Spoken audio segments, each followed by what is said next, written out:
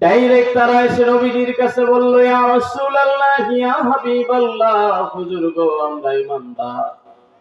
ক্বালাতিল আরাবু আমান্না, আরবের কিছু লোক এসে বলল, আমরা ঈমানদার নবী গো, আমরা ঈমান এনেছি।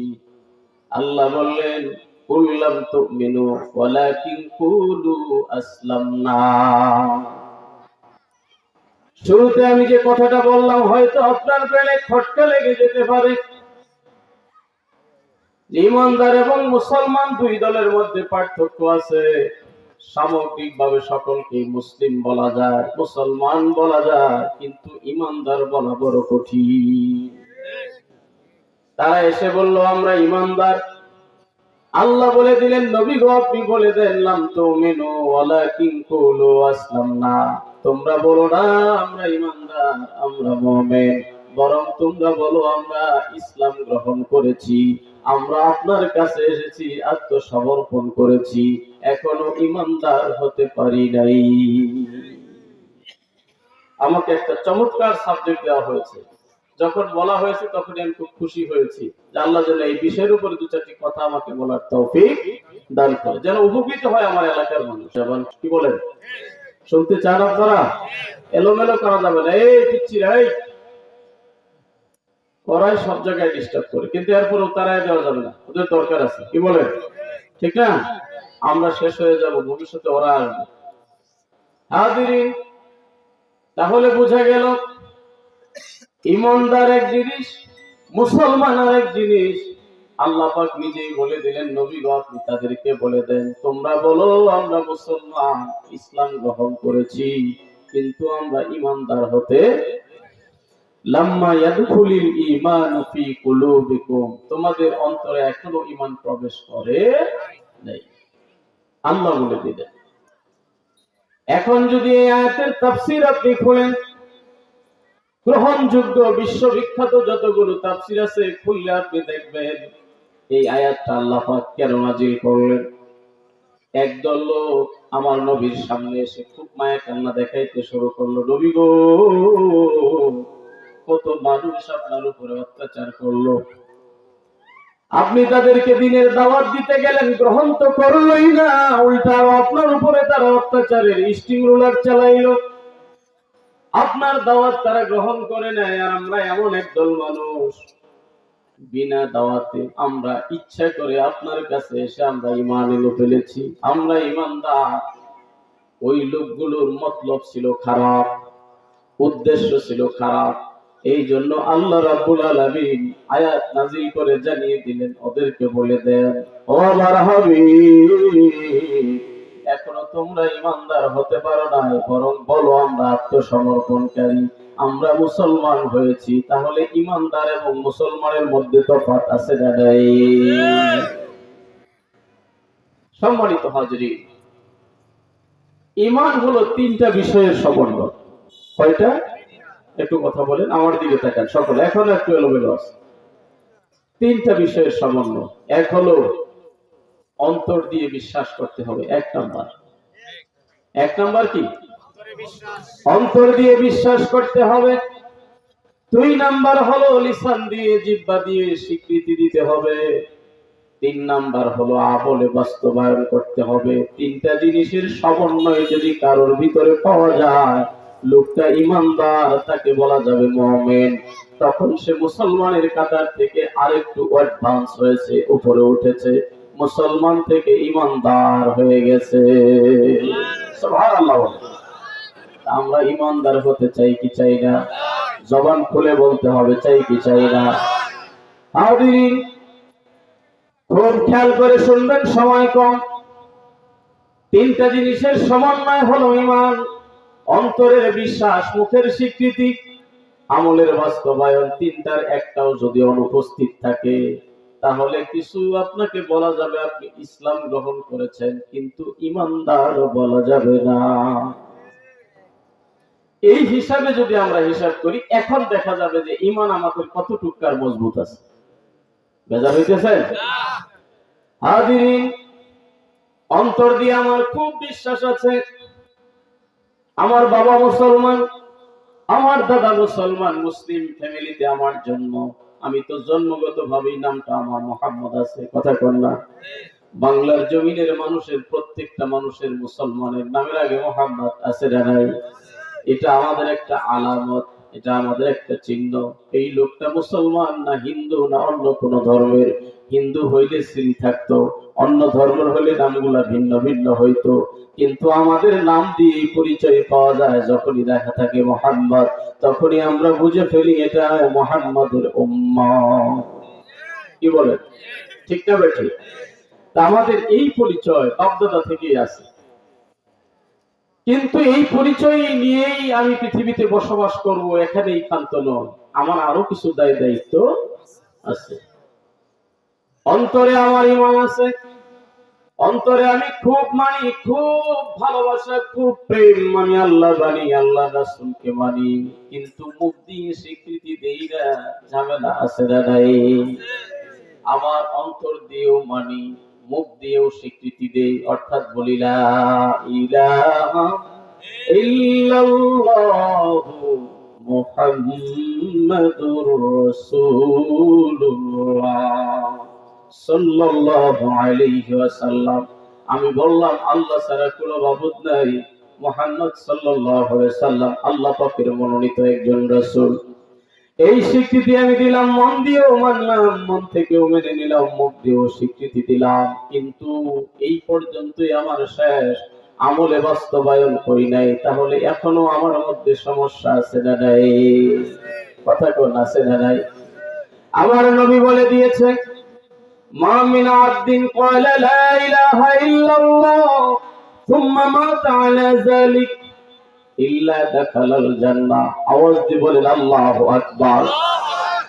পৃথিবীর কোন মানুষ, মা মিন আবদিন, কোন আল্লাহর বান্দা যদি তার জবান দিয়ে বলে লা ইলাহা ইল্লাল্লাহ, কি বলে একটু আওয়াজ দিয়ে বলেন, মা মিন আবদিন ক্বালা লা ইলাহা ইল্লাল্লাহ, আল্লাহর কোন বান্দা যদি জবান দিয়ে বলে লা ইলাহা ইল্লাল্লাহ সুম্মা মাতা আলা যালিক, আবার এই কথার উপরে ইস্তিকামত থেকে নড়াচড়া না হয়ে, কারোর কাছে বিক্রি না হয়ে, কারোর কাছে ইমানটাকে বদল না করে, ইমানটাকে বিক্রি না করে, এই কথার উপরে স্টিল থেকে যদি লোকটা মারা যাইতে পারে, ইল্লা দাখালাল জান্নাহ, এই লোকটা জান্নাতে জান্নাতে জান্নাতে প্রবেশ করবে। জান্নাত আমরা চাই কি চাই না? জবান খুলে বলেন, চাই কি চাই না? সম্মানিত হাজিরিন, আমল কম করি আর বেশি করি, এই আশাটা কিন্তু সবার আমাদের। কথা কই আমার ভাই মাওলানা মুশতাক আহমদ সাহেব আমলের উপরে, নামাজের উপরে বেশ সুন্দর কথা বলে গেছেন, ঠিক না? সেদিকে যাবো না, যাওয়ার সুযোগ নাই, আমার সাবজেক্টই কতটুকু পারবো আল্লাহ জানে। আমি এই ফাঁকেও একটু কথা বলতে হয়। মুখ দিয়ে স্বীকৃতি দিলাম, অন্তরে বিশ্বাস রাখলাম, কিন্তু আমলে আমার বাস্তবায়ন নেই। আমার ভিতরে ঈমান আছে কি না এটা আমি বুঝবো কিভাবে? কথা কর। পুকুরে যদি মাছ থাকে, পুকুরের পারে দাঁড়াইলেই বোঝা যাবে, হয় নড়াচড়া করবে, ঢেউ ফেলবে, লাফ দিবে, কথা বলেন, ঠিক না? পুকুরে মাছ আছে কি নাই সেখানে তো দাঁড়িয়ে কিছু আলামত থাকতে হবে। আমার অন্তরে ঈমান আছে, মুখ দিয়ে আমি স্বীকৃতি দেই, এই ঈমান আমার ভিতরে আছে কিনা, এই জন্য দুই একটা আলামত পৃথিবীতে আছে না নাই? এই আলামত গুলোর সর্বপ্রথম আলামত হলো, নবীজিকে জিজ্ঞাসা করা হয়েছিল ঈমানদার কে? দয়াল নবী রাহমাতুল লিল আলামিন নবী মুহাম্মদুর রাসূলুল্লাহ সাল্লাল্লাহু আলাইহি ওয়াসাল্লাম বলে দিয়েছিলেন সংক্ষেপে একটা পরিচয়, তোমরা কাউকে যদি মসজিদে যেতে আসতে দেখো, সুবহানাল্লাহ বলে, কোথায় বলতে হবে? মুখ দিয়ে। কোথায়? কাউকে যদি মসজিদে যেতে আসতে দেখো, ফাস্তাশহাদু বিল ঈমান, ওই লোকটার ব্যাপারে সাক্ষী দাও লোকটা ঈমানদার। সুবহানাল্লাহ, সুবহানাল্লাহ। সকালবেলার সূর্যই বলে দেয় দিনটা আজকে কেমন যাবে। আপনার সিরাত সুরাত লেবাস পোশাক আমল আখলাক দেখলেই বোঝা যাবে আপনি কোন ধর্মের মানুষ, আপনি কোন জাতের মানুষ। আপনি কোন দলের মানুষ, কোন শ্রেণীর মানুষ? আমার ভাইরা, আপনার আমার যাতায়াত যদি মসজিদে হয়, মসজিদের সাথে সম্পর্ক যদি বেশি হয়, দয়াল নবী বলে গিয়েছে ওই লোকটার ব্যাপারে সাক্ষী দাও, লোকটা ঈমানদার। তাহলে অনেক আমার চালাক ভাইরা আছে, মুখ দিয়ে বলে কি বলেন হুজুর, আমার ছাত্রা ঈমান, ঈমান আমার খুব মজবুত, আমি খুব ভালো মানুষ, আমার চাইতে সমাজে শ্রেষ্ঠ কোনো মানুষ নাই, কিন্তু শুধু নামাজটাই করি না। কি বলেন? সব ঠিক আছে, আমার চুরি ডাকাতি সন্ত্রাসী বদমাইশি মানুষের খাওয়ানো মানুষেরটা মারা সব আমার ঠিক আছে, কিন্তু নামাজটাই শুধু নাই। তোমার কি ঘোরার ডিম আছে? কথা বলে নামাজ নাই মানে তোমার কিছুই নাই, কিছুই নাই। কাল কিয়ামতের ময়দানে সর্বপ্রথম যে আমলের হিসাব দেওয়া হবে ভাইরে, আমাদের মাদ্রাসাগুলোতে নার্সারিতে ক্লাস 1 যে ছেলেরা পড়ে, ওই ছেলেরাও হাদিসটা জানে। কাল কিয়ামতের ময়দানে সর্বপ্রথম যে আমলের হিসাব দেওয়া হবে ভাইরে, সেই আমলটার নাম হইল নামাজ। আওয়াজ দিয়ে বলেন কি? যে যে দলের লোক হই না কেন, নিজেকে মুসলমান দাবি করলে, ইমানদার দাবি করলে, ইমানের আলামত হলো নামাজ। আমার নবীর জবানের কথা, আমার কথা না। আমার এই বুকের পাটাটার নাম ঈমান না, আমার লেবাসের নাম ঈমান না, আমার আমলের নাম হলো ঈমান। আমার আমল আমাকে বলে দিবে আমি ঈমানদার কি বেঈমান। কথা কোন ঠিক কিনা? সংক্ষেপে আমার ভাইরা, ঈমানের সমষ্টিগত কিছু কথা আপনাদের সামনে তুলে ধরতে চাই, যদি আল্লাহ তৌফিক দান করে। প্যারা নবী মুহাম্মদুর রাসূলুল্লাহ সাল্লাল্লাহু আলাইহি সাল্লাম ঈমানের বর্ণনা দিতে গিয়ে বলেছেন, আল ঈমানু বিদউ ওয়া সাবউনা শুবা, আফদালুহা কাউলু লা ইলাহা ইল্লাল্লাহ ওয়া আদনাহা ইমাতাতুল আযা আনিত তারিক ওয়াল হায়াউ শুবাতুম মিনাল ঈমান। এই হাদিসের ভিতরে নবীজি উল্লেখ করলেন ঈমানের শাখা রয়েছে 70টারও বেশি। সুবহানাল্লাহ বলেন। কতটি? কি কষ্ট হইতেছে? ছোট ভাই, এলোমেলো করা যাবে না, নিজেরা কথা বলা যাবে, আমার সঙ্গে কথা বলা। ঈমানের শাখা কতটি? 70-এরও বেশি শাখা রয়েছে ঈমানে। আল ঈমানু বিদউ ওয়া সাবউনা শুবা, আফদালুহা কাউলু লা ইলাহা। এর মধ্যে উত্তমটা হলো, 1 নাম্বারটা হলো, যেটা দিয়ে ঈমানে প্রবেশ করতে হবে, প্রবেশ দ্বার হলো লা ইলাহা ইল্লাল্লাহ। এই কালিমার মধ্য দিয়ে ঈমানে প্রবেশ করতে হবে। অন্তরে ঈমান আছে, আমলও ভালো ভালো করে, কিন্তু এই স্বীকৃতি নাই, তাকে ঈমানদার বলা যাবে না। অনেক বিধর্মী আছে এই কালিমা মানে না, আমার নবীর উম্মত না, কিন্তু অনেক ভালো ভালো কাজ সাপ্লাই দেয়, আছে না নাই? অনেক ভালো ভালো কাজ করে, সমাজের ব্রিজ তৈরি করে দেয়, কালভার্ট করে দেয়, শীত আসলে মানুষের কম্বল দেয়, গরিব মানুষের চাউল দেয়, আটা দেয়, টাকা দেয়, পয়সা দেয়, ঘর বাড়ি করে দেয়।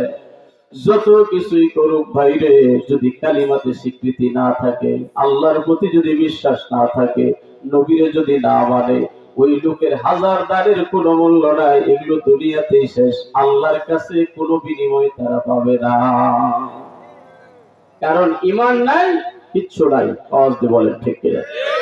ঈমান আছে, সব আছে। ঈমান নাই, আমলের কোনো মূল্য। এই জন্য কোরআনে আপনি একটা আয়াত এমন দেখাইতে পারবেন না যেখানে আল্লাহ পাক শুধু ঈমানের কথা উল্লেখ করেছে। কোরআনে যত জায়গায় ঈমানের কথা, পাশাপাশি আল্লাহ আমলকে উল্লেখ করেছে। আমার সাবজেক্ট এইভাবেই দেওয়া হয়েছে, ঈমান এবং আমলের গুরুত্ব, এবং শেষে হলো ঈমান ভঙ্গের কারণ। যদি ওই পর্যন্ত যাইতে পারি তো হবে ইনশাআল্লাহ। ইন্নাল্লাযীনা আমানু ওয়া আমিলুস সলিহাতি কানাত লাহুম জান্নাতুল ফিরদাউসি নুজুলা। নিশ্চয়ই নিশ্চয়ই যারা ঈমানদার, কে বলতেছে? কে বলতেছে? নিশ্চয়ই যারা ঈমানদার এবং নেক আমল করে। সুবহানাল্লাহ বলেন। ইন্নাল্লাযীনা আমানু ওয়া আমিলুস সলিহাত, নিশ্চয়ই যারা ঈমানদার এবং নেক আমল করে, কানাত লাহুম জান্নাতুল ফিরদাউসি নুজুলা, তাদের জন্য আপ্যায়নের স্থান হবে জান্নাতুল ফিরদাউস, সবচেয়ে বড় জান্নাত। সুবহানাল্লাহ বলেন। প্যারা নবী হাদিস শরীফে বলেছেন, তোমরা যখন ইজা সাআলতুমুল্লাহ ফাসআলুহুল ফিরদাউস, আল্লাহর কাছে যখন তোমরা জান্নাত চাইবে, সবচেয়ে বড় জান্নাত জান্নাতুল ফিরদাউসটাই চাইবে। সুবহানাল্লাহ বলেন। কোন জান্নাত আমরা চাইবো? জবান খুলে বলেন, কোন জান্নাত? জান্নাতুল ফিরদাউসটাই আমরা চাইবো। আশা আছে না নাই? আছে না নাই? সবচেয়ে ছোট যে জান্নাত, এই দুনিয়ার 10 দুনিয়ার চাইতেও বড়। দুনিয়াটা কত বড় দেখছেন কোনদিন? সম্ভব? কারোর পক্ষে ঘুরে দেখা সম্ভব? আরে আপনি আমি কেন, কোন প্রেসিডেন্ট, কোন দেশের প্রধানমন্ত্রী বা জাতিসংঘের মহাসচিব বলেন, সারা পৃথিবী ঘোরার ক্ষমতা আল্লাহ যাদেরকে দিয়েছে, তারাও কোনোদিন ঘুরে শেষ করতে পারবে না। এই জগৎটা, এই জগতের 10 জগতের সমান হলো একটা জান্নাত। সুবহানাল্লাহ বলেন।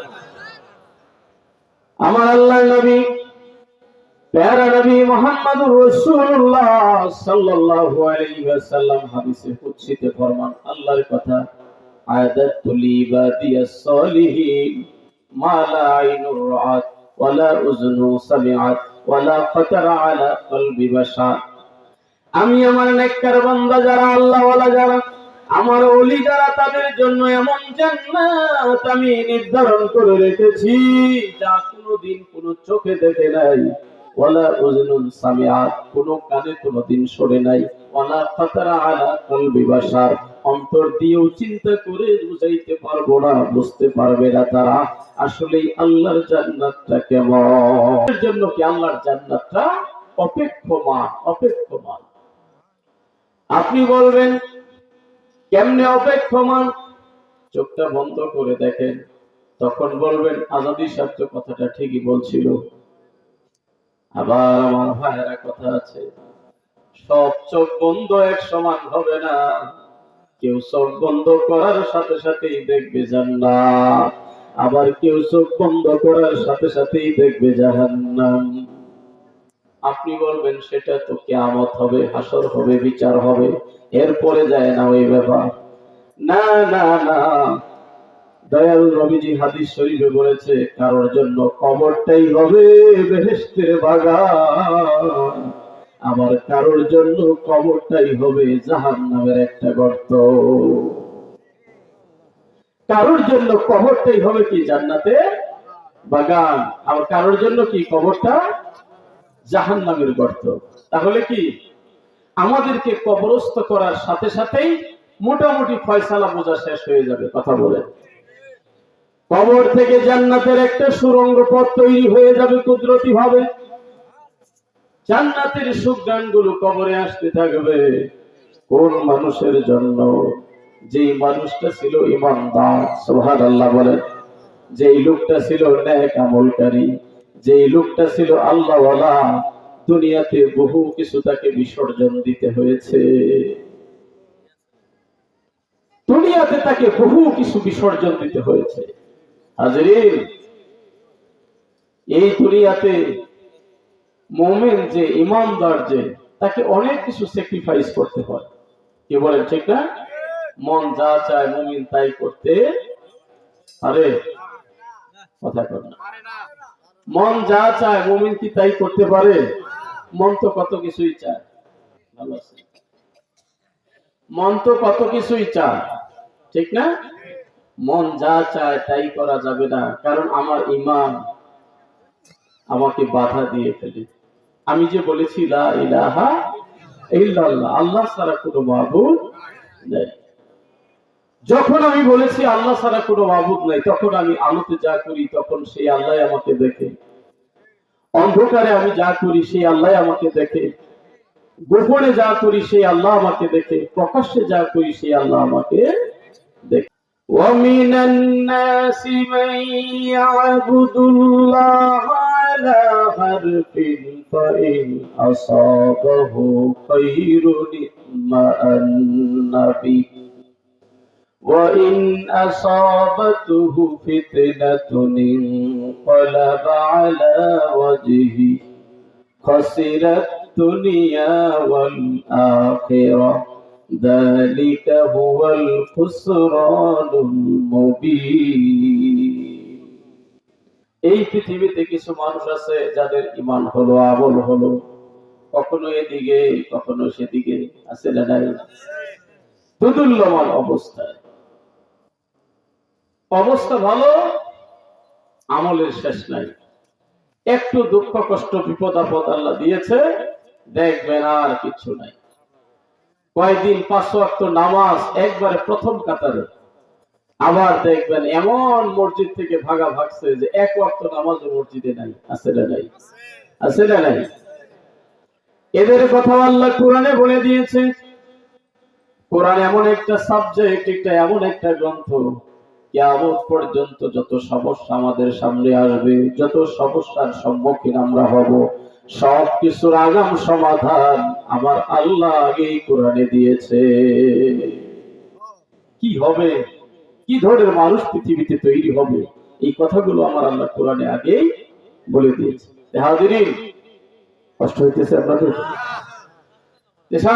হাজিরিন কথাগুলো খুব খেয়াল করে শোনেন মাইয়াবুদুল্লাহ আলা হারফিন এখানে হারফিনের ব্যাখ্যা করেছেন মুফাসসির আয় আলা শাক্কিন তারা সন্দেহের বশীভূত হয়ে আমল করে আল্লাহর ডাকে আল্লাহর ইবাদত করে অর্থাৎ ভালো আছি আলহামদুলিল্লাহ ভালো নাই নাউজুবিল্লাহ কথা কর ভালো আছি কি আলহামদুলিল্লাহ ভালো নাই তখন নাউজুবিল্লাহ আর ঈমানদারের কাজ কি ভালো থাকলেও আলহামদুলিল্লাহ সুখে থাকলেও আলহামদুলিল্লাহ দুঃখে থাকলেও আলহামদুলিল্লাহ সম্মানিত হাজিরিন একদল লোক এমন ছিল এই পৃথিবীতে যারা ইসলাম গ্রহণ করার পরে নবীজির কাছে কালিমা পড়ার পরে যদি সংসারে উন্নতি দেখতো ওরা বলতো ইসলাম ধর্ম খুব ভালো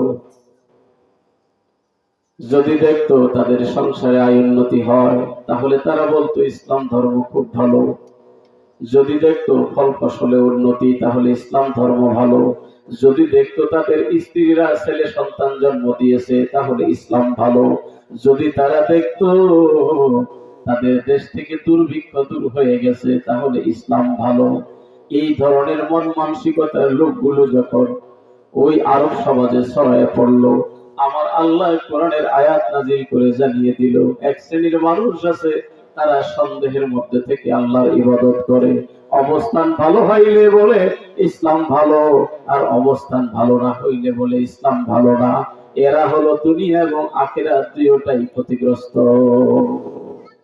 এর দুনিয়াও নাই আখিরাতও নাই খুব সাবধান এই জন্য আমার ভাইরা স্বল্প পরিসরে আমি আপনাদেরকে অনুরোধ করব যত কিছুই আমার চলে যায় ঈমান চলে যেতে দেওয়া মুখ দিয়ে বলেন ঈমানের চাইতে শ্রেষ্ঠ কোন নিয়ামত পৃথিবীতে আছে কথা বলেন একজন হাজার হাজার কোটি কোটি টাকা দান করেও সে জান্নাতে যেতে পারবে না কারণ কি ঈমান নাই যেহেতু নবী বলেছেন মা মিন আবদিন ক্বালা লা ইলাহা ইল্লাল্লাহ সুম্মা মাতা আলা যালিক যেই কোন আল্লাহর বান্দা মুখ দিয়ে বলেছে কালিমা লা ইলাহা ইল্লাল্লাহ মুহাম্মাদুর রাসূলুল্লাহ এবং এর উপরেই প্রতিষ্ঠিত থেকে মৃত্যুবরণ করেছে লোকটা জান্নাতে যাবে কিন্তু এটা মানে নাই সে যত ভালো কাজই করুক না কেন আল্লাহ মানে নাই আল্লাহ রাসূলকে মানে নাই ওর যত আমলই হোক না কেন সে জান্নাতে যেতে পারবে ক্লিয়ার কথা সম্মানিত হাজিরিন এই ঈমানদার ব্যক্তিগুলো কাল কিয়ামতের ময়দানে রব্বুল আলামিনের বড় আদরের বান্দা হিসাবে তারা পরিচিতি লাভ করবে সুবহানাল্লাহ বলে এই মূল্যবান নিয়ামতটাকে হেফাজতের দায়িত্ব আছে না নাই এখন একটা আবার যদি রূপার জিনিস হয় এর তুলনায় একটু সাধারণ ভাবে যাতে গ্লাস দিয়ে দেখা যায় শোকেসের মধ্যে রেখে দেয় আবার যদি স্বর্ণ হীরা ডায়মন্ডের জিনিস হয় ওটা এমন জায়গায় লুকায় রাখেন গ্লাস দিয়েও দেখা যায় না, কাপড়ের চিপার মধ্যে বা এমন কোন জায়গায়। হঠাৎ করে চোর ডাকাত যদি ঘরের মধ্যে ঢুকে তবুও যেন খুঁজে না পায়। কারণ এই লৌহের চাইতে, রূপার চাইতে, স্টিলের চাইতে, তামার চাইতে স্বর্ণ হীরার দাম কম না বেশি? সম্মানিত হাজরিন, বুঝবেন, খুব সহজ করে কথাগুলো আমি বলার চেষ্টা করতেছি। দুনিয়ার কিছু সামান্য দামি জিনিসটাকে হেফাজতের জন্য আপনি কত কলা কৌশল করেন, বা ঘরে যদি নিরাপত্তা না থাকে, ব্যাংকেও আজকে স্বর্ণ রূপা জমা রাখার জায়গা আছে না নাই? সেখানে তারা জমা রেখে দেয়। আপনার ঘর থেকে ডাকাতি হবে এই জন্য। কেন? এই সম্পদটা মূল্যবান সম্পদ। আমি বলবো ভাইরে, স্বর্ণ কেন, রূপা কেন, তোমরা লোহা যাওই বলেন না কেন, সমগ্র পৃথিবীটাকে বিক্রি করলেও ইমানের মূল্যের সমান হবে না। তাহলে ওই টুকুটাকে হেফাজতের জন্য আপনি কত মূল্যবান জায়গায় কত গোপন করে রাখলেন। ইমান আল্লাহর দেওয়া একটা সর্বশ্রেষ্ঠ নিয়ামত। এটাকেও হেফাজত করার জন্য ওই স্বর্ণ হেফাজতের চাইতেও বেশি আমাকে, সবচাইতে বেশি আমাকে আর সচেতন হতে হবে। কথা বলেন ঠিক কিনা? ইমান যেন আমার থেকে কেউ ছিনিয়ে নিতে না পারে। ইমান আমি কি কি বিষয়ের উপরে আনবো একটু সংক্ষেপ করে, বেশ কিছু সাবজেক্টকে কেন্দ্র করে ইমান এক এক করে দেখি কতটুক যেতে পারি। এক নম্বরে আমার ইমান আনতে হবে আমার সৃষ্টিকর্তার উপরে, আমার রিজিক দাতার উপরে, আমার ইজ্জত দাতার উপরে, আমাকে যিনি উপরে উঠাইতে পারে তার উপরে, যিনি আমাকে বাঁচাইতে পারে তার উপরে, যিনি আমাকে মারতে পারে তার উপরে এক নম্বরে ইমান আনতে হবে। দুনিয়ার সমগ্র জীব, সমগ্র সৃষ্টি, সমগ্র মানুষগুলো যদি আমার বিরুদ্ধে চলে যায় কোনো আপত্তি নাই। আমি যদি হকের উপরে থাকি, আল্লাহর দ্বীনের উপরে থাকি, যদি ইমানের উপরে থাকি, আমি হকের কারণে, হকের উপরে থাকার কারণে সমগ্র পৃথিবী আমার মুখালিফ হয়ে গেল, আমার বিরোধী হয়ে গেল, কোনো আপত্তি নাই। মাল্লাহুল মাওলা ফালাহুল কুল, যে ব্যক্তি আল্লাহর হয়ে যায় সমগ্র সৃষ্টি 2 দিন আগে আর পরে তার হয়ে যায়। সেটার জন্য একটু সময় অপেক্ষা করতে হয়। কথা বলেন ঠিক না? এই জন্য আল্লাহ মুমিনদেরকে, মুনাফিকদেরকে বলেন নাই, মুমিনদেরকেই বলেছেন, ইয়া আইয়ুহাল্লাযীনা আমানুস্তাঈনু বিস-সাবরি ওয়াস-সালাহ। ও আমার মুমিন বান্দারা, কি আদরের ডাক! সুবহানাল্লাহ। ও আমার মুমিন বান্দারা, ও আমার ইমানদার বান্দারা, ইস্তাঈনু বিস-সাবরি ওয়াস-সালাহ, তোমরা নামাজ এবং ধৈর্যের মধ্য দিয়ে আমি আল্লাহর কাছে চাও। একটা বিপদে পড়ে গেছে, 10 জায়গায় দৌড়ানো বাদ দেন, ওযু করে সুন্দর করে যায় নামাজটা নিয়ে 2 রাকাত নামাজ আদায় করেন, সালাতুল হাজতের নামাজ। আল্লাহ, এই নামাজের ওসিলায় আমার বিপদটা তুমি দূর করে দাও। আল্লাহর কসম করে বলি, নামাজ যদি নামাজের মতো হয়, আল্লাহ পাক ওই সমস্যা আপনার সমাধান করে দিবে। কারণ এটা আমাদের নবী আমাদেরকে শিক্ষা দিয়েছে। নবীজির উপরে কোনো মুসিবত আসলে নামাজে দাঁড়িয়ে যাইতেন। আল্লাহর নবীর সাহাবীদের উপরে কোনো বিপদ আসলে নামাজে দাঁড়িয়ে যাইতেন। তাবিঈন, তাবিঈন, আল্লাহর ওলি যারা ছিল, কোনো বিপদ আসলে তাদের উপরে তারা নামাজে দাঁড়িয়ে যাইতেন। আমরা কত জায়গায় দৌড়াই, কথা কোন ঠিক কিনা? এত জায়গায় দৌড়ানো আমাদের সময় নাই, দৌড়াইতে হবে এক জায়গায়। তিনি কে? জবান খুলে বলেন, তিনি কে? আল্লাহ ওয়ালা হতে চান, আল্লাহর ওলি হতে চান, চাইতে হবে কার কাছে? জবান খুলে বলেন, কার কাছে? আল্লাহর কাছে। এত জায়গায় দৌড়ায় লাভ নাই, এক জায়গায় দৌড়ায়। 10 জনকে আপনি খুশি করতে পারবেন না, গ্যারান্টি দেওয়া কথা। একটা সমাজে আপনি চলেন, একটা মহল্লায় আপনি চলেন, একটা ইউনিয়ন নিয়ে আপনি চলেন, একটা উপজেলা নিয়ে চলেন, জেলা নিয়ে চলেন, জেলার সব মানুষকে খুশি করতে পারবে এমন মানুষ আমার নজরে আমি কোনোদিন পাই নাই, আর কোনোদিন পাওয়াও যাবে না। কি বলে? আমার রাসূল কি পারছে? বুঝতেছেন না কথা? আমরা কি?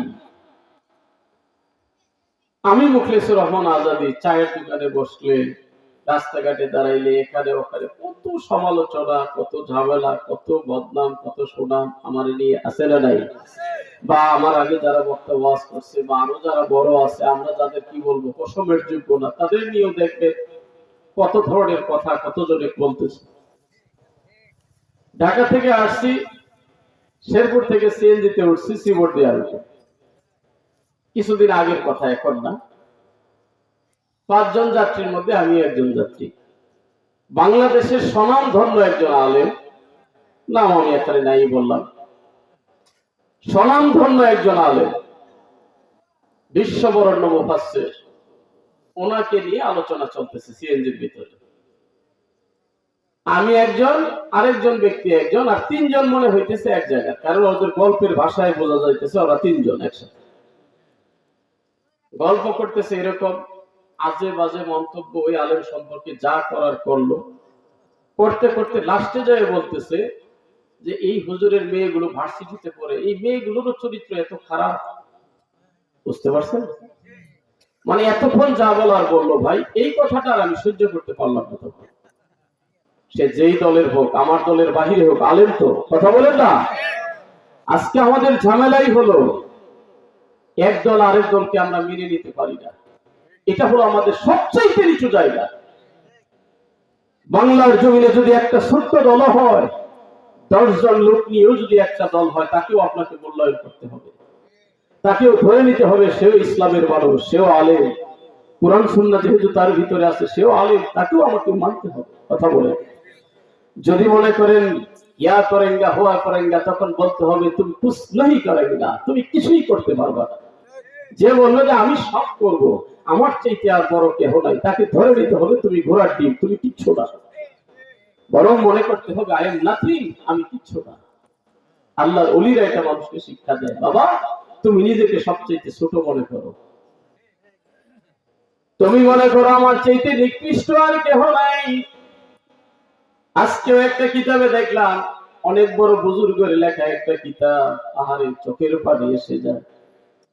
ওই বুজুর্গকে তার সমসাময়িক বন্ধুরা একটু হাসি ঠাট্টা করতে যায়, বলছে তুমি তো আল্লাহর ওলি নিজের কলা, মানে বন্ধু বান্ধব, তুমি তো নিজের আল্লাহর ওলি বলে দাবি করো, বলো তো তোমার দাড়িটাই উত্তম না ওই ছাগলের দাড়ি উত্তম? চিন্তা করছেন খোসাটা কত বড়? আমরা হইলে কি করতাম? লেংটি ভাই রঙে যেতে করতাম, বেয়াদ আমার সাথে ছাগলের তুলনা দেয়, বন্ধু বান্ধব। তুমি উত্তম, তুমি নিজের এত বড় দরবেশ মনে করো, তুমি উত্তম না ওই ছাগল, তোমার দাড়ি উত্তম না ওই ছাগলের দাড়ি উত্তম? যেমন মানুষ তেমন জবাব, যেমন গাছ তেমন ফল। সুবহানাল্লাহ বলে।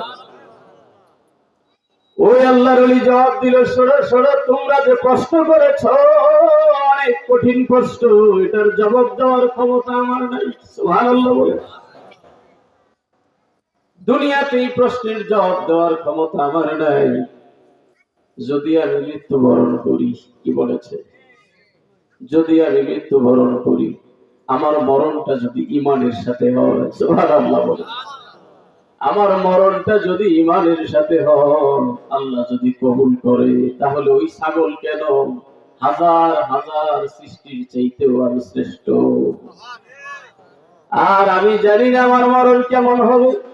আমার মরণ যদি ঈমানের সাথে না হয়, ওই ছাগলের চাইতে আমি নিকৃষ্ট, এতে কোনো সন্দেহ নাই। কাজেই তোমরা আমাকে কিসের খোঁচা দাও? এই জন্য আমি বলবো ভাই, নিজের ছোট মনে করি, লোকে যদি আমার বড় মনে করে, তাহলে এটা আল্লাহর দয়া, আল্লাহর নিয়ামত। এই জন্য বাংলা 2টা লাইন ছোটবেলায় আমরা পড়েছিলাম, নিজে যারে বড় বলে সে তো বড় নয়, নিজে যারে বড় বলে সে তো বড় নয়, লোকে যারে বড় বলে সে তো বড় হয়। ঠিক না বেঠিক? আল্লাহর নবী রাহমাতুল্লিল আলামিন নিজেও দোয়া করেছেন, আল্লাহ আমার চোখে আপনি আমাকে ছোট বানিয়ে দেন। সুবহানাল্লাহ বলে। কারণ আমার ভিতরে যেন কোনো অহংকার না আসে, আমার দৃষ্টিতে আমাকে ছোট বানিয়ে দেয়, আর মানুষের চোখে আমারে বড় বানিয়ে দেয়। এই দোয়া আমরা করতে পারি। আল্লাহ আমি যেন অহংকারী না হই, আল্লাহ আমি যেন বিশাল কিছু হয়ে গেছি এমন মনে না হয়, আমাকে যেন আমি সবচাইতে নিকৃষ্ট ছোট মনে করি। হ্যাঁ, আপনার দয়া থাকলে আল্লাহ পাক যদি কাউকে ভালোবাসে ভাইরে, আকাশবাসীর কাছে ঘোষণা দিয়ে দেয়, ও আকাশবাসী অর্থাৎ ফেরেশতাদেরকে আল্লাহ বলে, জমিনের ওই বান্দাটারে আমি আল্লাহ ভালোবাসি। এই জন্য বলছি ভাইরে, মনে কষ্ট নিয়েন না, সারা দুনিয়া বিরোধিতা হয়ে যাক, কোনো আপত্তি নাই, আপনি দাঁড়িয়ে যান, আপনার বিপদ আপনার মুসিবত শেষ রাতে উঠে 2 রাকাত নামাজ চোখের পানি ছেড়ে দিয়ে আল্লাহর কাছে বলে দেন, আল্লাহ মানুষ আমার প্রতি জুলুম করতেছে, এই অপরাধে আমি অপরাধী নই, এই দোষে আমি দোষী নই, এই গুনাহ আমি করি নাই, তবু আমার নামে আসতেছে, আল্লাহ কোনো বদদুয়া না, আপনার কাছে ছেড়ে দিলাম, আল্লাহ এই তুহমত থেকে, এই বিপদ থেকে, এই গীবত থেকে, এই সমালোচনা থেকে, আল্লাহ এই বেইজ্জতি থেকে তুমি আমাকে বাঁচাও। আল্লাহ পারে কি পারে না? কথা বলেন, পারে কি পারে না? এই জন্য আল্লাহ কোরআনে বলেছে, ওয়ালিল্লাহিল ইজ্জাতু ওয়ালিরাসূলিহি ওয়ালিলমুমিনিন ওয়ালাকিন্নাল মুনাফিকিনা লা ইয়ালামুন। সুবহানাল্লাহ, সুবহানাল্লাহ। ইমানের আলোচনা ভাই কি শুনবেন রে ভাই, ইমান আমাদের কত ঘাটতি, কত ঘাটতি। আমার আল্লাহ পৃথিবীর মানুষকে জানিয়ে দিলেন, ওয়ালিল্লাহিল ইজ্জাত, ইজ্জতের মালিক হলো আল্লাহ। সুবহানাল্লাহ বলেন, ইজ্জতের মালিক কে? জবান খুলে বলেন কে? মানুষের কাছে ইজ্জত চাইতে যায়েন না, ঘৃণিত হয়ে যাবে। মানুষের বললেন না, আমারে মুখ মিয়া কও, আমারে তুমুক মিয়া কও, আমারে মুফতি কও, আমারে মুহাদ্দিস কও, আমারে বক্তা কও, আমারে প্রধান বক্তা কও, আমারে অমুক বক্তা কও, আমারে শ্রেষ্ঠ বক্তা কও, এগুলো মানুষের কাছে বলবেন না। এক জায়গায় বলেন, উনি যদি ফয়সালা করে দেয়, আপনারে একেবারে জিরো থেকে হিরো বানিয়ে দিতে পারে। পারে কি পারে না? এই জন্য আল্লাহ বলে দিলেন, ওয়ালিল্লাহিল ইজ্জাত, ইজ্জতের মালিক হলো আল্লাহ, ইজ্জত ওয়ালা হলেন আল্লাহ, ওয়ালি রাসূলি। সুবহানাল্লাহ বলেন, ওই আল্লাহ ইজ্জত দিয়েছে তার রাসূলকে। এই পর্যন্ত আমার আল্লাহ ক্ষান্ত হন নাই। আল্লাহর প্রতি যারা ঈমান এনেছে, রাসূলের প্রতি যারা ঈমান এনেছে, আল্লাহকে যারা মানছে, রাসূলকে যারা মানছে, আমার আল্লাহ বলে ওয়ালিল মুমিনিন, আর মুমিনদের জন্য আমি আল্লাহ ইজ্জতের ব্যবস্থা করেছি। তাই চাইতে হবে আল্লাহর কাছে আপনি নত হন, সিজদা দেন আল্লাহকে, লম্বা সিজদা দিয়ে আল্লাহর ডাকেন, কান্নাতেন, ইজ্জত আসবেই আসবে, কারণ ইজ্জত তো সেই জায়গা থেকে পরিচালিত হয়। সুবহানাল্লাহ। সম্মানিত হাজিরিন, বলতেছিলাম ওই যে কথাটা, আবার মনে করবেন যে ও গল্প করে সময় নষ্ট করবো, কিছু গল্প না বললে শিক্ষা পাওয়া যায়। বলতে বলতে সীমাতিরিক্ত করে ফেললো, যদিও আবার বলতেছি উনি আমার দলের বক্তা না, উনি একটা রাজনৈতিক দলের বক্তা। আর বলেই ফেলি, আল্লামা দেলোয়ার হোসাইন সাইদি কথা বলে, আমরা শর্ষিনা পিসা হুজুরের মুরিদ, উনিও শর্ষিনাতে এক সময় পড়ালেখা করছে, পরে সেখান থেকে আউট হয়ে গেছে, কারণ শর্ষিনা রাজনীতি চলে না। বুঝতে পারছেন কথাটা? যাই হোক, দেলোয়ার হোসাইন সাইদি তখন তিনি জীবিত জেলখানাতে। 3টা লোক বলতেছে, এত মানে উনি রাজাকার, উনি নারী দর্শন করছে, উনি এটা করছে ওটা করছে, এগুলো বলতে বলতে ভাই কানটা আমার জ্বালা পালা। কিন্তু তখন অবস্থাটা ভালো না, রাস্তাঘাটে চলতেও আমরা ভয় পাইতাম। ভৈরব থেকে আসতেছি ময়মনসিংহ, একটা গাড়িতে কমপক্ষে 40 জন যাত্রী, ভালো গাড়িগুলা, লোকাল গুলা তো আরো গাদায় গোদায় বলে। 40 জন যাত্রীর মধ্যে একটু মিথ্যা কথা বলি নেই। পুরোটা গাড়ি আমার পুলিশ ভাইরা, সেই সময়ের পুলিশ ভাইরা গাড়ি চেক করলো, উঠলো নামলো, কারোর ব্যাগটা হাত দিয়ে ধরলো না, আমার ব্যাগটা নিয়ে চেক করলো। আমার মাথায় টুপি, আমার মুখে দাড়ি, আমি হুজুর, কারণ আমার ব্যাগে বোম টোম থাকতে পারে, কথা করলাম।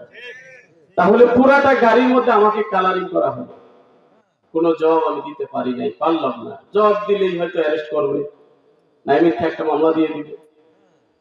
কিন্তু বলেছিলাম তো আল্লাহর কাছে, ওই কথাটা আবার একটু আস্তে করে বলছিলাম, আল্লাহর কাছে যে বললাম এটা পুলিশের কান পর্যন্ত গেছে। যে আমাকে নিয়ে একটু খেলা করলেন এইভাবে? হুজুর কি বললেন? এত মানুষ, এত যাত্রী, এই আমার টুপি দাঁড়িয়ে থাকার কারণে আমার ব্যক্তি আপনার পছন্দ হইল, আর কারণটাই সবারই সন্দেহ মুক্ত মনে করলেন, আমার সন্দেহযুক্ত মনে করলেন?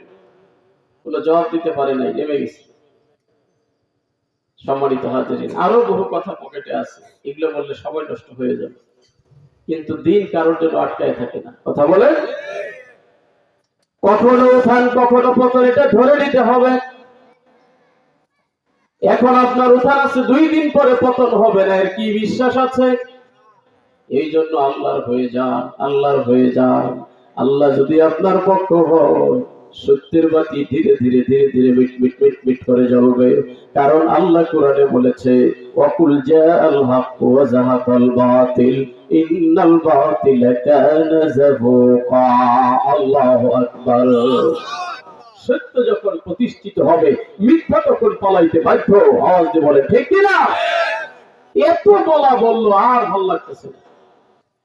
যখন বললো যে মেয়েগুলাও খারাপ, ভার্সিটিতে একেবারে নোংরা চরিত্রের অধিকারী, এমনি জেলে ঢুকাইছে, তখন ভাবলাম আমার তো সত্য রিপোর্ট জানা আছে, ও তো বানায় বানায় হয়তো একটা দলের লোক, ওই জন্য বিরোধিতা করে বলতেছে, কিন্তু সত্যটা তো আমি জানি।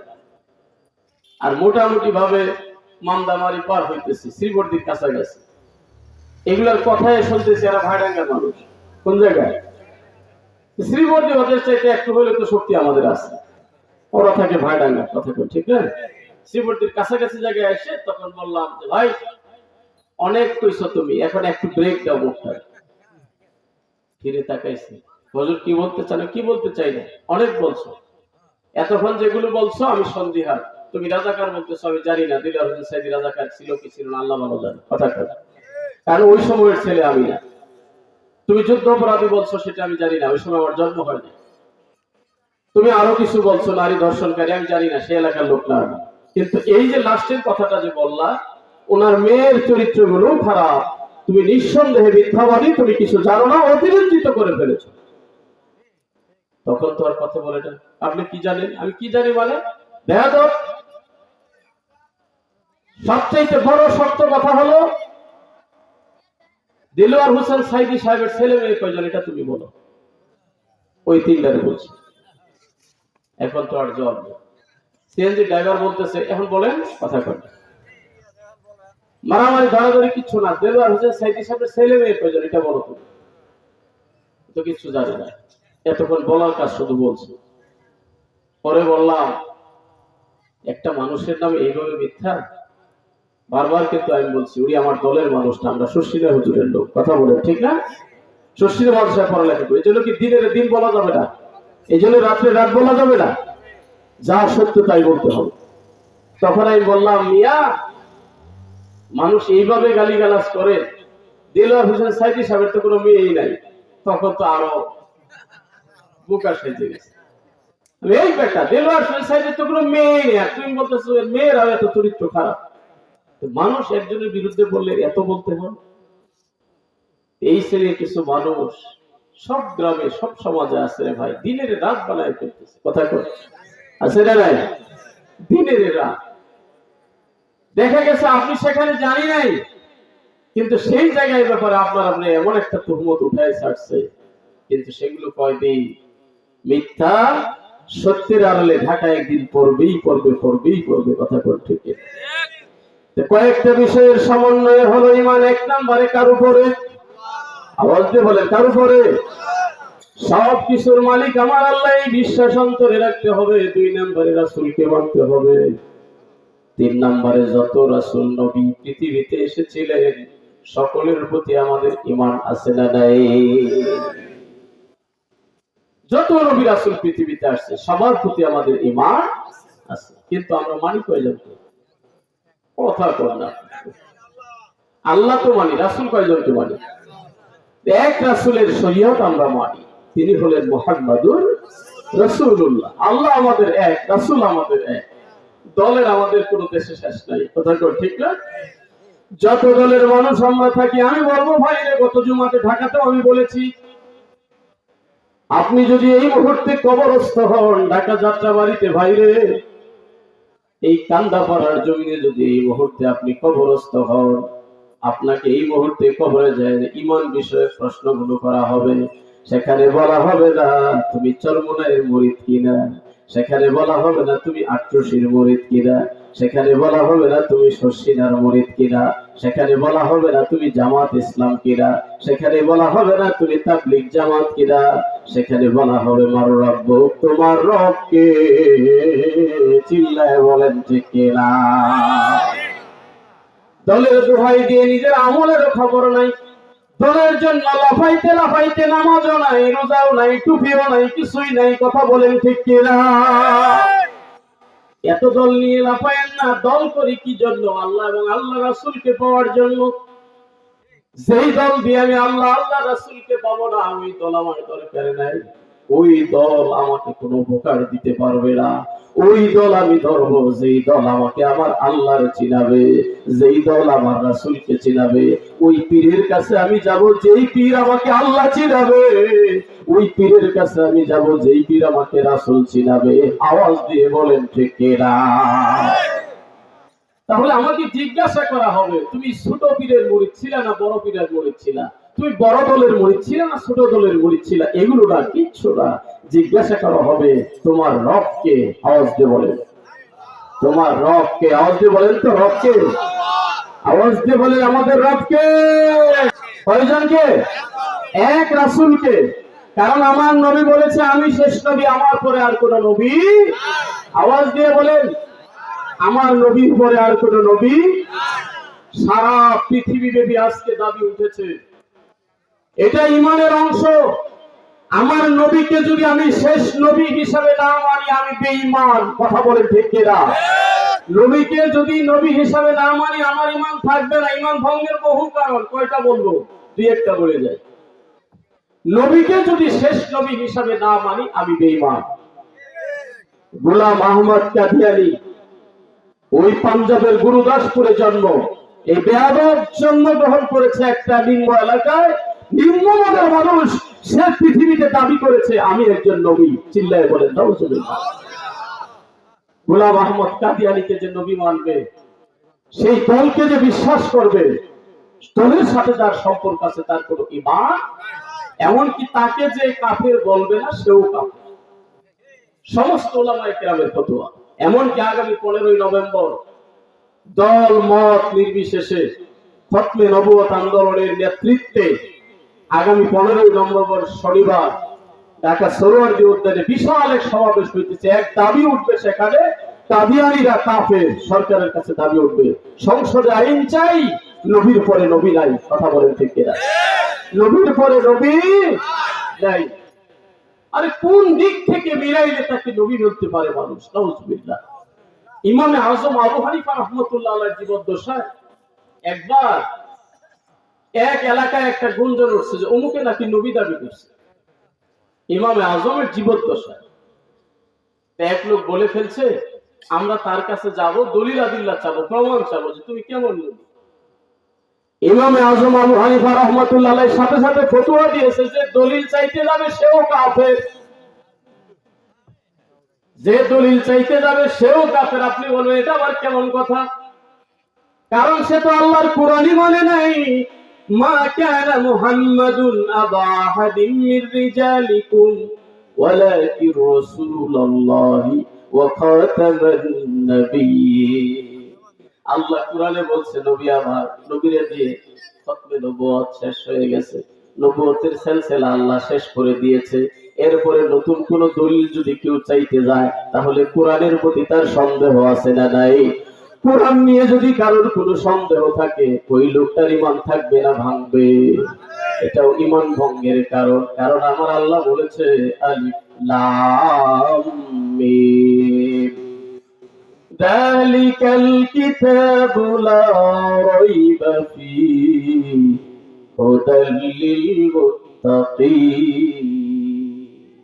তাহলে এটা এমন একটা কিতাব, যে কিতাবের মধ্যে কোনো সন্দেহ নাই। সন্দেহ করলেও ঈমান থাকবে না। এই কিতাব দিয়ে আল্লাহ প্রমাণ করলো আমার নবী মুহাম্মদের পরে আর কোনো নবী নাই। তো এই গুরুদাসপুরের ওই পাঞ্জাবের গোলাম আহমদ, সে নিজে দাবি করছে যে আমি নবী। এর যদি কেউ মানে তাকে আপনি ইমানদার বলবেন না বেঈমান বলবেন? বর্তমান সময়ে এটা সবচেয়ে বড় চ্যালেঞ্জ আমাদের। দল মত নির্বিশেষে সবাই আমরা দাবি করবো কাদিয়ানীরা কাফের। কথা বলেন ঠিক কিনা? আওয়াজ দিয়ে বলেন ঠিক কিনা? আমি ঢাকা বকশীবাজারে আহমদিয়া মুসলিম জামাত, সেখানে একটি জোহর নামাজ পড়ার জন্য ওদের একটা আলাদা মসজিদ আছে বকশীবাজার ঢাকা। গেটটা সবসময় তালা দেওয়া। ইচ্ছা করে আমরা 2-3 জন বন্ধু ঢাকাতে বললাম যে এদের এখানে আজকে জোহরের নামাজ পড়বো। জোহর নামাজ আদায় করার জন্য সেখানে গেটে একজন পুলিশ দাঁড়ায়। সে বলতেছে ভাই এখানে যাওয়া যাবে, মানে আমরা ঢুকবো। ভাই বুঝলাম না, এখানেও পুলিশ থাকবে, লিখে রাখছেন এখানে মসজিদ আহমদিয়া মুসলিম জামাতে, ভালো আমরা মুসলমান আপনারা মুসলমান, ঢুকতে দিবেন না কেন?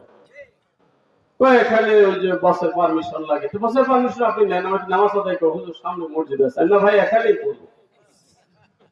কোরআনের ওই আয়াতটাও শোনাই দিলাম। অর্চিত বড় জালিম আর কে হতে পারে যে মানুষকে মসজিদে যেতে যায় না? কথা বল। অমান আসলাম, তার চাইতে বড় জালিম কে হতে পারে? এখানে না ওখানে যান, এটা কেমন কথা? এত পেশালা আমার এগুলো জানা নাই, দাঁড়ান আমি আসতেছি। গেছে বসের কাছে, যাই বলতেছে 3 জন মানুষ আসছে, হুজুর বস এরা এখানে নামাজ পড়বে, আসতে দেন। সে গেছে। ওই যে শুরুতে একটা কথা বলেছিলাম, অতি ভক্তি চুরের লক্ষণ। মসজিদের ভিতরে যাই দেখি অবাক কাণ্ড। আমাদের মসজিদ গুলোতে সাধারণত ওই যে সামনে মেহরাবের সামনে এক জায়গায় লেখা থাকে লা ইলাহা ইল্লাল্লাহু মুহাম্মাদুর রাসূলুল্লাহ। ওই মসজিদে যাই দেখলাম বাহিরে ভিতরে দেওয়ালে চতুর্দিকে এই কালিমা লেখা। বুঝছেন?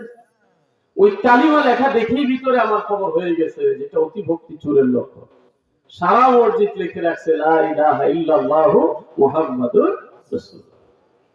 ভিতরে গিয়ে দেখলাম অনেক ছোট ছোট শিশু এরা লালন পালন করতেছে। টাকার তো অভাব নাই, খ্রিস্টানদের টাকা। এদেরকে নামই দিয়েছে বাংলাদেশে মানুষের ইমান হরণ করার জন্য, ইমান ভঙ্গ করার জন্য।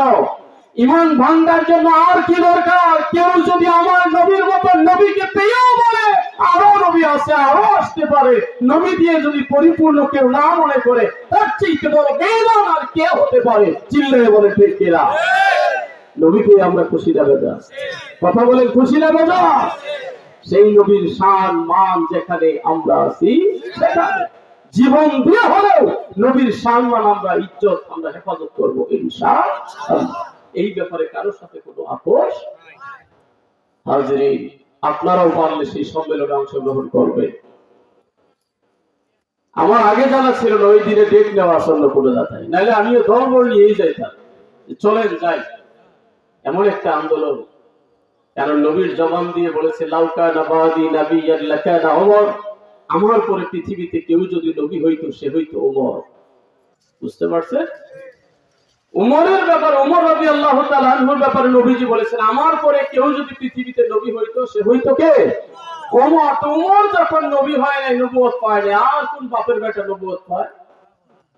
আর এমন একটা বদমাইশ, নবীদের মরণ কত ভালো মরণ হয়, সুবহানাল্লাহ। আমার রাসূলের ইন্তেকাল মোবারক হয়েছে হুজরা শরীফে। আম্মা জান হযরত আয়েশা সিদ্দিকা রাদিয়াল্লাহু তাআলা আনহার গৃহ যেখানে, যেই গৃহে আমার নবী থাকতেন, ওই গৃহের মধ্যে নবীজির ইন্তেকাল হয়েছে, শেষ নিঃশ্বাস ত্যাগ হয়েছে। আর নবীদের ইন্তেকালের ব্যাপারে ফতোয়া হলো নবীরা জমিনের যেই জায়গায় শেষ নিঃশ্বাস ত্যাগ করবে ওই জায়গায় তার কবর হবে। আমার নবীর এখন যে রওজা মুবারক, আমরা গেলে যেখানে যাই বলি আসসালাতু ওয়াসসালামু আলাইকা ইয়া রাসূলুল্লাহ, বলি কি বলি না? নবী গো আপনার প্রতি দরুদ ও সালাম। কারণ দরুদ ও সালাম দুইটা মিলে দিলে পরিপূর্ণ হয়। শুধু দরুদ পড়লে আল্লাহর হুকুম মানা হয় না। আল্লাহ কোরআনে বলেছে সাল্লু আলাইহি ওয়া সাল্লিমু তাসলিমা, আমার নবীর প্রতি দরুদ ও পড়ো, সালাম দাও। একটা যদি করেন, একটা মানলেন আর একটা মানলেন না, একটা অপূর্ণ থেকে গেল। কথা কোন ঠিক কিনা? এই জন্য সেখানে গিয়ে বলতে হয় আসসালাতু ওয়াসসালামু আলাইকা ইয়া রাসূলুল্লাহ। কারণ ওই জায়গায় নবী আমার এখনো শুয়ে আছে। নবী জিন্দা না মুর্দা? এটাও আমাদের ঈমান। আল আম্বিয়াউ আহিয়াউন ফি কুবুরিহিম ইউসাল্লুন, নবীরা কবরে জিন্দা, শুধু জিন্দা না, তারা সেখানে নামাজও আদায় করে। সুবহানাল্লাহ। আর অনেক কথা ছিল কাদিয়ানির, সময় শেষ। মাঝখান দিয়ে সব বাদ রেখে শেষ কথাটা বলি, নবীদের মৃত্যু যেখানে কবর সেখানে, ফাইনাল কথা। আমার নবীও যেখানে মৃত্যুবরণ ইন্তেকাল মোবারক হলো সেখানে নবীজি রওজা হয়ে গেল। কারণ নবীজি বলছে, মা বাইনা বাইতি ওয়া মিনবারি রাউদাতুম মির রিয়াদিল জান্নাহ, আমার ঘর এবং আমার মিম্বারের মাঝখানের যে জায়গা এটা বেহেশতের বাগান। সুবহানাল্লাহ। দুই রাকাত নামাজ আদায়ের জন্য সেখানে কি যে পিরাপিরি রে ভাই, না গেলে বুঝবেন না সেই মজা। এই জায়গায় নবী আমার শুয়ে আছে। আরে গোলাম আহমদ কাদিয়ানি কাদিয়ান নামক গ্রামে বাথরুমে ঢুকছে বাথরুম করার জন্য। বুঝছেন কথাটা? কেমন নবী সে? যে প্রধান বক্তা আছে এই জন্য শেষ করতেছে। বাথরুমে ঢুকছে, বাথরুমে বইয়েই মারা গেছে। নাউজুবিল্লাহ। তাহলে কবর দিলে তারে কোন জায়গায় দেওয়া লাগে? ওর দাবি অনুযায়ী। তাহলে বোঝা গেল এক মৃত্যুকে কেন্দ্র করেই বদমাইশ, তুই নবী না, তোর উম্মত যারা এরাও ভণ্ড, তুইও ভণ্ড, ও কাফির তোরাও কাফির, এদের সাথে যারা আত্মীয়তা করবে ওরাও কাফের। কথা কোন ঠিক কিনা? কাদিয়ানীদের সাথে আমাদের কোনো সম্পর্ক রাখলে ঈমান ভঙ্গ হয়ে যাবে। আরো বেশ কিছু কারণ ছিল ঈমান ভঙ্গের, সেদিকে আর যাওয়ার সুযোগ নাই, এটা বেয়াদবি হয়ে যাবে, যেটা আমি কখনো করি না। এলাকার স্বার্থে একটু মহব্বতে